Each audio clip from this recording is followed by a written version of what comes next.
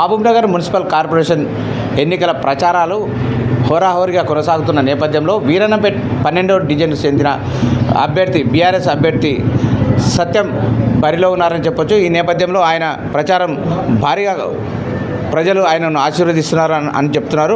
అయితే ఇక్కడ BRS party నాయకులతో పాటు అభ్యర్థి కూడా ఉన్నారు. ఆయన మాటలు అడిగి తెలుసుకుందాం. వీరన్నపేట్ ప్రజలు ఆయనని ఎలా ఆశీర్వదిస్తున్నారు, ప్రజల స్పందన ఎలా ఉంది? మహబూబ్నగర్ వీరన్నపేట్ 12వ డివిజన్ కార్పొరేటర్గా సీనాన్న ఒక అవకాశం ఇచ్చినందుకు టీఆర్ఎస్ కారు గుర్తుకు టీఆర్ఎస్ గురించి నిలబడ్డాం. కారు గుర్తుకు అయితే గతంలో 2014లో టీఆర్ఎస్ ప్రభుత్వం వచ్చినాక సీనాన్న చాలా అభివృద్ధి చేసిండు. మా వీరన్నపేటలో సిసి రోడ్లు కానీ, మోరీలు కానీ, లైట్లు కానీ చాలా అభివృద్ధి చేసిండు. డబుల్ బెడ్రూమ్ కానీ, బైపాస్ కానీ చాలా చక్కగా చేసిండు. దాని తర్వాత 2 సంవత్సరాల నుంచి వేరే ప్రభుత్వం వచ్చినాక ఈడ ఉన్నది అన్నీ ఉంది. మళ్ళీ 2014 ఎట్లా ఉందో అట్లే అయింది. మళ్ళీ మా వాడు అభివృద్ధి అంటే ఎవరు అభివృద్ధి చేసలేదు. ఇప్పుడు వీధులకు మేము గల్లీ బస్తీ తిరుగుతుంటే గల్లీకి పోతే అయ్యా మా మోరీలు ఎవరు సాఫ్ చేసే వాళ్ళు వస్తలేరు, లైట్లు వస్తలేవు. రెండోది ఇక్కడ ఎవరు పట్టించుకుంటూ లేరు, అడిగేటోళ్ళే లేరు. 2 సంవత్సరాలే ఒక ఇంటికాడికి పోతే అయ్యా అప్పుడు ఏదో దసరా పండుగ తీసి నీ మోరీలు ఇప్పటివరకు మనం తీయలేదు అని చెప్పి పెద్ద మనుషులు మాట్లాడితే అమ్మ అట్లానమ్మా అని చెప్పి మేము అప్పటిదప్పుడు ముందరుండి అంత సాఫ్ చేయించి 1 గంట సేపు వెయిట్ చేసి నిలబడి సాఫ్ చేయించుకుని చాలామందికి సీసీ రోడ్లో చాలా ఇబ్బంది ఉంది. మోరీలు కూడా తీసేవాళ్ళు చాలా తక్కువ ఉన్నారు. ఎందుకంటే ఇంతకుముందు ఎట్లుంటే సీనాన్న అభివృద్ధి చేసేటప్పుడు ఏడాదుడు మోరీలు కానీ, నీళ్లు కానీ, నల్లలు కానీ ప్రతి ఒక్కటి చాలా మంచిగా ఉండే. ఇప్పుడు ఏమో ఎవరు పట్టించుకుంటారు, గల్లీకి వచ్చేటోళ్ళు లేరు. మాకు ఎమ్మెల్యే ఎవరో కూడా తెలుస్తలేదు ఇక్కడ మాకు మా వీరన్నపేట ఇంతవరకు. ఆయన ఎప్పుడు వస్తాడో ఎప్పుడు వద్ద కాదు, ఒక్కసారి కూడా రాగలేదు. ఇప్పుడు గెలిచిన తర్వాత వీరన్నపేటకి అభివృద్ధి ఒక్కసారి కూడా రాలేదు ఇంతవరకు.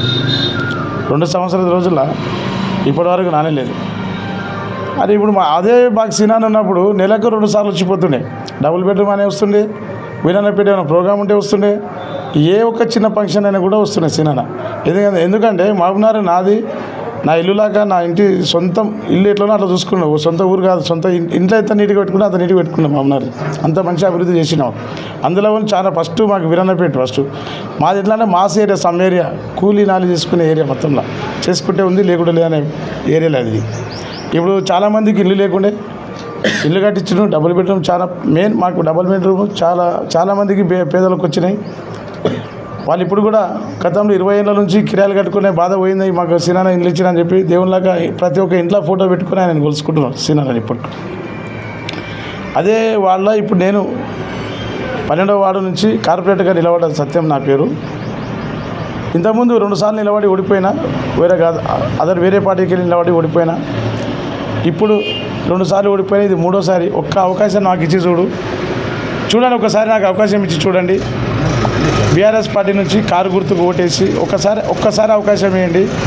సీనాన్న అడుగుజాడలో కంపల్సరీ చేసి సీనాన్న ఎట్లా అభివృద్ధి చేసిండో అదే అభివృద్ధి లాగా నేను కూడా గల్లీలో చాలా చక్కగా చేస్తానని మీకు మాట ఇస్తున్నా. కంపల్సరీ మీరు నాకు కారు గుర్తుకు ఓటేసి అతిపెద్ద మెజార్టీ ఓట్లు వేసి గెలిపించి, మీరు ఎన్ని ఓట్లు వేసి గెలిపిస్తారో అంత అభివృద్ధిగా నేను చేసి చూపిస్తాను మీకు. గత ప్రభుత్వం అంటే బీఆర్ఎస్ ప్రభుత్వంలో మాజీ మంత్రి శ్రీనివాస్ గౌడ్ వీరన్నపేట మీద ప్రత్యేక దృష్టి పెట్టిండు. ఎందుకంటే వీరన్నపేట వీరభద్ర కాలనీ, ఎర్రమనుగుట్ట, ఈ ప్రాంతంలోని ప్రజలు పాపం కేవలం క్లాక్ టవర్ దగ్గర ఒక బట్టల షాప్లోనో చిన్న చిరు వ్యాపారాలు చేసుకొని బతికేవారు. వారి కోసమే ప్రత్యేకంగా ఆయన దృష్టి పెట్టి డబుల్ బెడ్రూమ్లో ఇల్లు ఇప్పించాడు, ప్రత్యేకంగా ఇక్కడ కట్టించి. వాటిని మీరు అక్కడ ఇప్పుడు డెవలప్మెంట్ కొంత లేదంటున్నారు. మీరు కార్పొరేటర్గా గెలిస్తే మీరు ఎలా డెవలప్ చేస్తారు? ఇప్పుడు మేము కార్పొరేటర్గా గెలిస్తే మాకు నీళ్ళది చాలా ప్రాబ్లం ఉంది. కొన్ని నీళ్ళు లేనితో బోర్లు వేపిస్తాం. చాలామంది కొత్తగా ఇల్లు కట్టుకున్న ప్లాట్లలో రోడ్లు, సిసి రోడ్లు వేపిస్తాం. అది ఫస్ట్ మహిళలకు ఏముందంటే ఇక్కడ కమిటీ హాల్ లేదు, అంగన్వాడీ కేంద్రం లేదు. రెండోది డబుల్ బెడ్రూమ్లో చాలామంది ఇల్లు లేవు. చాలామంది పెద్ద మనుషులకు 58-60 సంవత్సరాలు అయితే కూడా పింఛన్లు లేవు. ఒంటరి మహిళలకు పింఛన్లు లేవు. రెండోది ఇక్కడ వాటర్ ప్రాబ్లం చాలా ఉంది. మేము 4 వాటర్ ప్లాంట్లు వేపిస్తాం అనుకుంటున్నాం. ఇక్కడ మా 12వ వార్డు డివిజన్లో 4 దిక్కుల ఎక్కడ జనాభా ఎక్కువ ఉందో అక్కడ వాటర్ ప్లాంట్ ఒకటి కేంద్రం పెడదాం అనుకుంటున్నాము. అట్లా 4 పెట్టాలనుకుంటున్నాము. అది ఫ్రీ వాటర్ ప్లాంట్ అంటే ఫ్రీగానే, ఎవరికి కూడా పైసలు ఇచ్చేది లేదు. అట్లా చేయాలనుకుంటున్నాము. రెండోది ఏంటంటే ఒక లైబ్రరీ, అంటే ఒకటి మహిళలకు కమిటీలు కట్టించినాక దానిలో లైబ్రరీ పిల్లలకు చదువుకోవడానికి చాలా దూరం ఉంది. మాకు లైబ్రరీ లాగా అదే లైబ్రరీ లాగా పెడదాం అనుకున్నాము. అదే దాంట్లో 3 అంతస్తులు వేసి ఒక దాంట్లో మహిళలకు కూర్చోడానికి గ్రూపులకు పైసల కోసం దానికి ఇప్పుడు అంటే ఎండాకాలం ముందు ఏదైనా చెట్ల కింద కూర్చుంటారు సరిపోతుంది. అప్పుడు వర్షాకాలం వస్తే చాలా ఇబ్బంది అవుతుందని ఒక కమిటీలు ఏర్పాటు చేస్తున్నాము. అది కూడా కంపల్సరీ గెలిచిన కూడా చేద్దాం అనుకుంటున్నాము. అట్లా 3 అంతస్తులు వేసి ఒకటి ఆడపిల్లలకు మిషన్లు ఇప్పించి నేర్చుకోవడానికి ఒక శిక్షణ కోసం పెట్టిపిద్దాం అనుకుంటున్నాము. రెండోది మహిళలకు ఉండడానికి, రెండోది అదే అంగన్వాడీ కేంద్రం కూడా డబుల్ బెడ్రూమ్లో మాకు చాలా ఇబ్బంది అవుతుందని అక్కడ జనం పబ్లిక్ కూడా చెప్పిండ్రు. అంగన్వాడీ కేంద్రం చేద్దాం అనుకుంటున్నాము. అదే ఇంకోటి రెండోది ఏమంటే కంట్రోల్ షాప్ కూడా చాలామందికి ఇబ్బంది అవుతుంది. ప్రతి నెల ఇక్కడికి రావాలి పోవాలంటే వాళ్ళ బియ్యం కన్నా ఆటో కిరాయి ఎక్కువ అవుతుందన్న ఆలోచన చాలా అయింది. ఆటో ఇబ్బంది లేకుండా అక్కడ కంట్రోల్ షాప్ కూడా పెట్టిద్దాం అనుకుంటున్నాము. రెండోది ఏంటంటే డబుల్ బెడ్రూమ్ కాడ చాలామందికి నిలబడడానికి ప్లేస్ లేదు. ఒక బస్ స్టాప్ టైప్ లాగా అక్కడ కూడా ఒకటి తయారు చేస్తున్నాము. వీధిలో ఇంకోటి ఏంటంటే ఈ నుంచి వెళ్ళి డబుల్ బెడ్రూమ్ పోవడానికి చాలా ఇబ్బంది అవుతుంది. ఆ ఇబ్బంది నుంచి ఈ నుంచి డబుల్ బెడ్రూమ్ దగ్గర లైటు స్తంభాలు వేయించి లైట్లు వేపిస్తామని, వీధి లైట్లు వేపిస్తాం అనుకుంటున్నాము. వీధి లైట్లు వేపిస్తాం అనుకున్నాము. అదేవిధంగా కొంతమంది చౌరస్తాలలో ఇప్పుడు చాలామంది బంగారం రేట్ ఎక్కువైంది, దొంగతనాలు చాలా జరుగుతున్నాయి. సీసీ కెమెరాలు పెట్టిస్తాం అనుకుంటున్నాము. రెండోది వాటర్ ప్లాంటు, సీసీ కెమెరాలు, అంగన్వాడీది, రెండు కంట్రోల్ షాపు, మహిళలకు కమిటీ హాళ్ళు. ఇక అదే మన డివిజన్ బస్తీ దవాఖాన కూడా చాలా దూరం ఉంది మాకు. బస్తీ దవాఖాన పోవాలంటే కూడా అది ఇబ్బంది అవుతుంది. చాలామందికి పెద్ద మనుషులు ఉన్నారు, వాళ్ళకి హాస్పిటల్కి పోలేక ఏదైతే మెడికల్ షాప్లో పోయి 2 గోళీలు చేసుకుంటారు. వాళ్ళకి ఏదో మంచి వచ్చేదానికి కూడా వేసుకొని ఇబ్బంది పడుతున్నారు. అదే మా వీధిలో బస్తీ దవాఖాన పెడితే దగ్గర అవుతుంది. గర్భిణీ స్త్రీలకు కూడా చాలా ఇబ్బంది అవుతుంది, దూరం అవుతుంది. హాస్పిటల్కి పోవాలంటే కూడా మాకు ఈడ రైల్వే ట్రాక్ చాలా ఇబ్బంది అవుతుంది. ఒకసారి గేటు పడ్డదంటే 40 నిమిషాలు టైం పడుతుంది మాకు. అందుకే చాలామంది ఇబ్బంది కూడా పడుతున్నందుకు దాన్ని కూడా కొంచెం ఆలోచన చేసి మేము మాకు ఏమైనా గెలిచిన తర్వాత ఇంకా ఏమైనా ఆలోచన వస్తే కూడా కొత్తగా ఏమైనా చేయాలనుకుంటున్నాం. అది మా ప్రజల కోసము, మా ప్రజలకు 12వ వార్డు డివిజన్ వాళ్ళకు కంపల్సరీ చేయాలనుకుంటున్నాం. బీఆర్ఎస్ ప్రభుత్వంలో ప్రతిరోజు అంటే ఒక్కరోజు తప్పించి ఒకరోజు మంచినీటి సౌకర్యం ప్రజలకు వచ్చేది. ఇప్పుడు కాంగ్రెస్ ప్రభుత్వం వచ్చినాక మంచినీటి సౌకర్యం కొంచెం ఇబ్బంది అంటుంది. ఇది నిజమేనా? ఇది అయితే వాస్తవమే. వారం రోజులు కాదు, 10 రోజులు కూడా వస్తలేవు. ఒకప్పుడు మేము జమానాలో 2014, 2010, 12 ఉన్నప్పుడు ట్యాంకర్లు వేసుకుంటుండే మున్సిపాలిటీ నుంచి. ఇప్పుడు కూడా ఈ ఎండాకాలం ఇప్పటికే ఎండాకాలం రానేలేదు. ఇప్పుడు జనవరి, ఫిబ్రవరి ఉంది. ఇంకా రాను ఎండలు వచ్చినప్పుడు అదే పాత పరిస్థితి వచ్చేటట్లుంది. మన ట్యాంకులు తీసుకొచ్చి వాటర్ పెట్టుకోవాల్సిన పరిస్థితి వస్తుంది మా వాళ్ళ. అందుకే అట్లా కాకుండా మాకు కొద్దిగా వాటర్ ఉందంటే అక్కడ బోర్లు వేపిద్దాం అనుకుంటాం. 4-5 బోర్లు వేపిద్దాం అనుకున్నాం. ఇంతకుముందు కూడా మేము ఏం చేసినామంటే ఇబ్బంది ఉంది అన్నప్పుడు గత 2 నెలలు 3 నెలల కిందనే చాలామంది ఒక మహిళలు కానీ వాళ్ళు వస్తే కూడా వాళ్ళు ఆడొకటి ఈడొకటి 3 బోర్లు కూడా వేయించినాం. సొంత నిధులతోనే వేయించినాం. ఇక అదే వినాయక మండపంలో కూడా పిల్లలకు చాలామంది కూడా సెటిల్ అయిపోయడానికి 5,000, 10,000 అవుతున్నాయి. మాకు వినాయక మండపం లేపిస్తండి. మా పిల్లలు అడిగినందుకు ఆడొకటి ఈడొకటి దాదాపుగా ఒక 5-6-7 మండపాలు కూడా చేయించినాం. ఎందుకంటే వినాయక చవితి మండపాలు కూడా కట్టించినాం. ఇంకోటి పేదింటి ఆడపిల్లలకు సిమెంటలు కూడా చేపిస్తున్నాం. అదేవిధంగా చాలామందికి పేదింటి అంటే 50 కేజీల బియ్యం కూడా ఇస్తున్నాము. ఇక వీధి పిల్లలకు చాలామందికి చదువుకున్నారు కానీ వీరన్నపేట అంటే పిల్లలే చిచ్చోర పిల్లలు అన్నట్లుంది. అట్లాంటి పిల్లలకు ఉద్యోగాలు లేకుంటే ఉద్యోగాలు కూడా ఏదైనా ఉంటే కూడా మేము ప్రయత్నం చేసి ప్రైవేట్గానే ఏదైనా ఉంటే మేము ప్రయత్నం చేసి వాళ్ళకు కూడా పెట్టిస్తాము. ఇక అదేవిధంగా చాలా ఇబ్బందులు ఉన్నాయి. ఇక చెప్పుకుంటూ పోతే చాలా ఉన్నాయి. అసలు మాకు ఆ సమస్య తప్ప వేరే కనిపిస్తలేదు మా వల్ల. 12వ వార్డులో ప్రధానంగా 4 వార్డులు ఉన్నాయి డివిజన్కు. వీరన్నపేట డివిజన్కి 4 వార్డులు ఉన్నాయి. 4 వార్డులలో ప్రధాన సమస్య చెప్పండి. ఒకటి ప్రధాన సమస్య అంటే కార్పొరేట్ ఒకవేళ భారీ మెజారిటీతో బీఆర్ఎస్ పార్టీ తరఫున గెలిస్తే ఆ 4 వార్డులలో ప్రధాన సమస్య ఏది?